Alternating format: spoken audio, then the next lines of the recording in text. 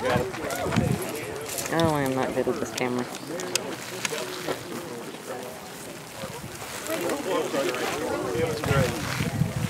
Mark, you can come tell us about this bird? This is a little red shoulder that you brought in this week? Oh. That was in a pool or something? Yeah, we got a call from someone that's actually not too far from us. We live between Somerville and Monk's Corner near 17A, Carnes Crossroads, and the gentleman had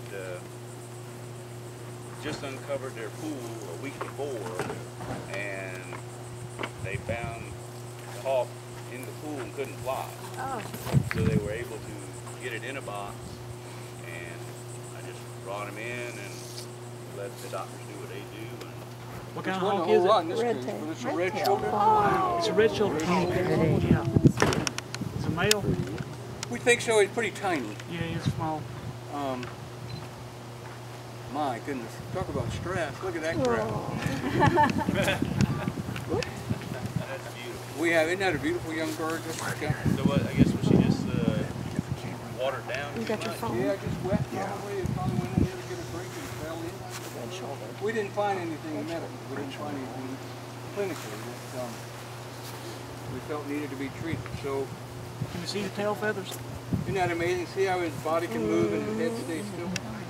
Once they home in on something. So when they fly, their bodies move and their head stays, once it's focused, it doesn't move. Really. He's around. There's a crow. It's a crow. It's a vulture. All right, now these releases, we don't call the press very often because it's just like a wild animal thing. You've all seen Jack Hanna when it does exactly the wrong thing, you know. You never know, it might land right there for a little more That was banned on it as well. Huh? Any of them that come in it should have be to ban? banded, yeah. We're going to send it. You ready for this? Yeah. Don't go back to the swimming pool, please. My way, buddy. Go ahead, buddy. There you go. All right. Sweet.